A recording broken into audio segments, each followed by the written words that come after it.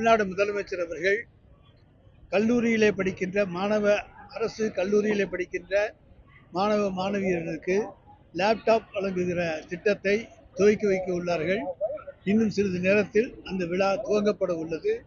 புதுக்கோட்டை மாவட்டத்தில் இருக்கக்கூடிய அரசு கலை அறிவியல் கல்லூரி மற்றும் மருத்துவக் கல்லூரி ஆகியவற்றிலே படிக்கின்ற மாணவ மாணவியர்களுக்கு லேப்டாப் வழங்குகிற திட்டம் இன்று முதல் துவக்கப்படுகிறது.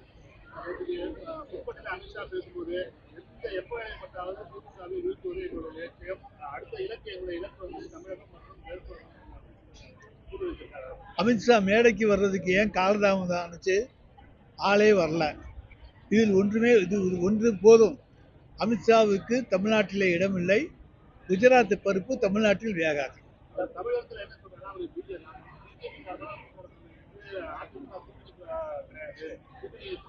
அப்ப பிஜேபிக்கு ஆள் இல்லை, அதை ஒப்புத்துக்கிட்டா சரி.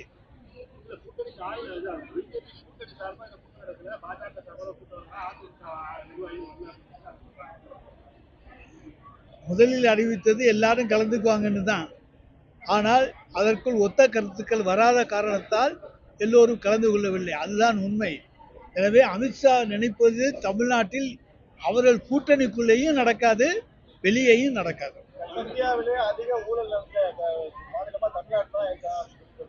அதை டெல்லியில இருந்துகிட்டு அமித்ஷா சொல்றதுதான் ரொம்ப ஆச்சரியம்.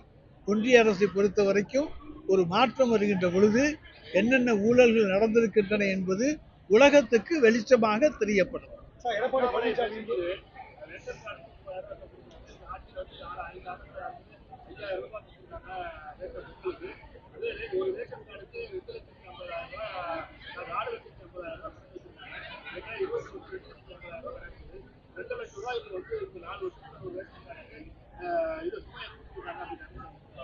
இல்லைங்க, ரேஷன் கார்டுக்கு இன்றைக்கு 3000 ரூபாய் கொடுக்கிறோம்.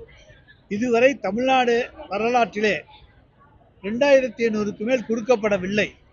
முதல் முறையாக இந்தியாவிலேயே 3000 ரூபாய் பொங்கல் பரிசாக இங்க இருக்கக்கூடிய அனைத்து குடும்ப அட்டைதாரர்களுக்கும் 2,20,00,000 குடும்ப அட்டைதாரர்களுக்கும் வழங்குகிற ஒரே அரசு எங்களுடைய மாண்புமிகு தமிழ்நாடு முதலமைச்சர் தலைவர் தளபதியினுடைய அரசு.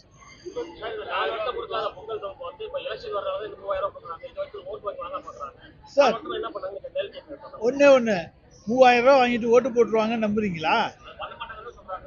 அப்புறம் என்ன? எங்களுடைய திட்டங்களை வைத்துத்தான் மக்கள் ஓட்டு போடுவார்கள். எங்களுடைய திட்டங்கள் மக்களை சென்றடைந்து விட்டன. இன்றைக்கு அனைத்து தரப்பும் மகிழ்ச்சியோடு இருக்கக்கூடிய ஒரே மாநிலம் இந்தியாவிலேயே தமிழ்நாடு தான். இதை தவிர வேற யாரும் கிடையாது. எடப்பாடி பழனிசாமி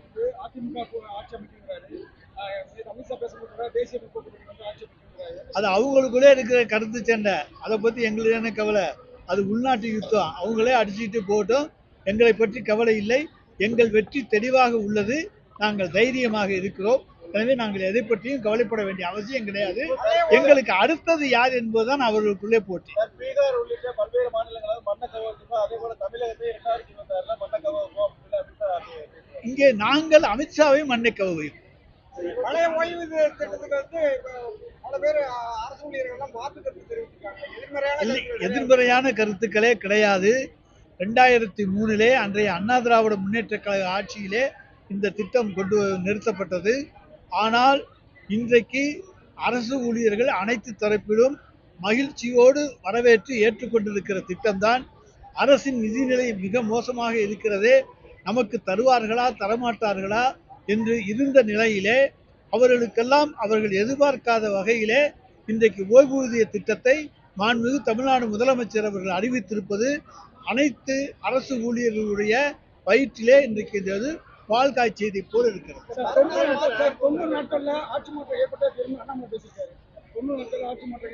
எந்த 90 நாள்னு பார்ப்போங்க. 40, 50, 60 இது என்ன? அண்ணாமலை என்னைக்கு வேணாலும் சொல்லிட்டு தான் இருப்பாரு மாற்றம்னு. மாற்றம் எல்லாம் அவர்களுக்கு ஏமாற்றத்தை தான் தரும். சார், நாங்க இப்ப தலைவர் தளபதி தான் முதலமைச்சர்னு சொல்றோம். உதயநிதி ஸ்டாலின் துணை முதலமைச்சர் தான் சொல்றோம். நாங்க எந்த இடத்துலையும் உதயநிதி ஸ்டாலின் முதலமைச்சர் வாக்களியுங்கள் என்று கேட்கவில்லை. தலைவர் தளபதியினுடைய ஆட்சி தொடர, திராவிட மாடல் ஆட்சி பார்ட் 2 தொடர, தலைவர் தளபதியினுடைய கரங்களை வலுப்படுத்த எங்களுக்கு உதயசூரியனுக்கு வாக்களியுங்கள் என்று கேட்கவுமே தவிர உதயநிதி ஸ்டாலினை இப்பொழுது நாங்கள் முன்னிறுத்தவில்லை. இந்த தேர்தல் பணிக்காக இன்றைக்கு அவர் சுழன்று பணியாற்றி கொண்டிருக்கிறார். இந்த இயக்கத்தினுடைய அனைத்து தொண்டர்களும் அவரை ஏற்றுக்கொண்டிருக்கிற ஒரு இளம் தலைவராக அவர் இருக்கிறார். எதிர்காலத்தில் அவர் இந்த கட்சிக்கு தலைவராக வருவார்.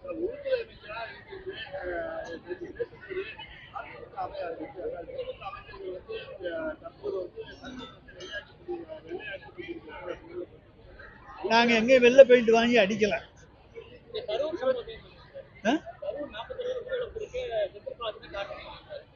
அது அமித்ஷாவினுடைய கண்டுபிடிப்பு. என்ன அவர் என்ன சொல்றார்? நயினார் நாகேந்திரனுடைய கண்டுபிடிப்பு. கடைசியா ஏதாச்சும் ஒரு பழியை தூக்கி அண்ணா திராவிட முன்னேற்ற கழகத்தின் மீது போடலாம்னு நினைக்கிறாங்க. எந்த பழியும் எங்க மீது போட முடியாது. செந்தில் பாலாஜி அந்த இடத்துல இல்லை. சம்பவம் நடந்த பிறகு அந்த மாவட்ட செயலாளர், அந்த தொகுதியினுடைய சட்டமன்ற உறுப்பினர் தன் தொகுதி மக்கள் பாதிக்கப்பட்டதாலே மருத்துவமனைக்கு உடனடி சிகிச்சையில் அவர் ஈடுபட்டார். சார் 11 லட்சம் வர வேண்டியதுதான் வந்திருக்கு, கூடுதலா வரல. மற்றவங்களுக்கு கூடுதலா கொடுத்திருக்கீங்க, எங்களுக்கு கூடுதலாக தரவில்லை, நியாயமாக தரவில்லை. அதாவது எப்படின்னா ரேஷியோ எங்களுடைய ரேஷியோ குறைவு.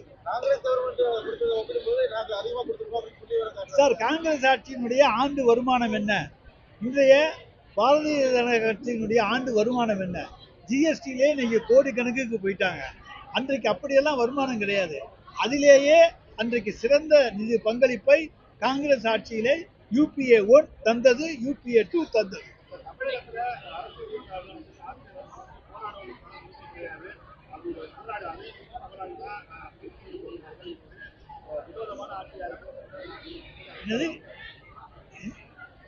என்ன சொல்றீங்க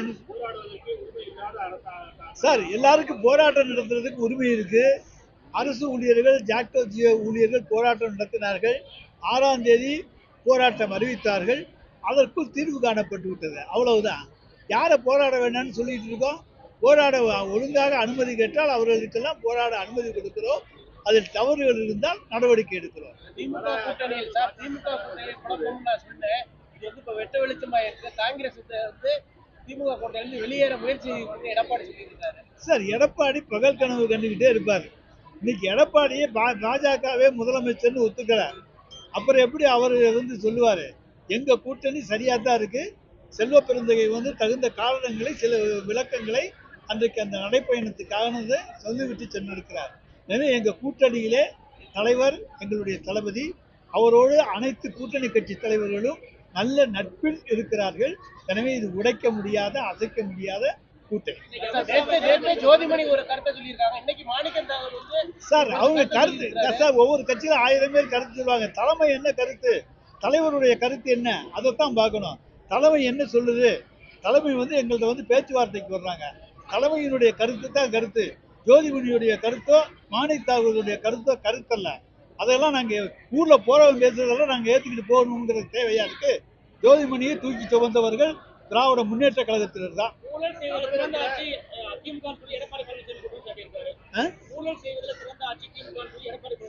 அதை சொல்றதுக்கான 1% தகுதி கூட எடப்பாடி பழனிசாமி கிடையாது.